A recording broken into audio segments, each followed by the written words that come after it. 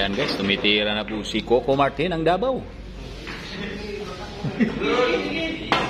Alias palikpik na petroleum jelly.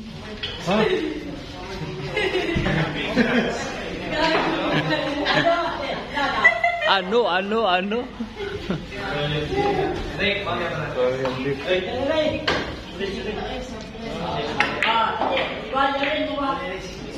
Ayan na po si Coco Martin ng Davao.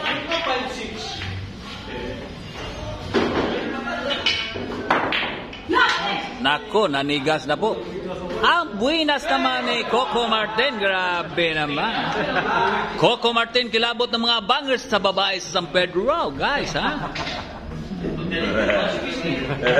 Kilabot na mga bangers sa San Pedro, guys. Coco Martin, ha? Tsamba lang panalo mo. Kung walang tsamba, tudas tayo.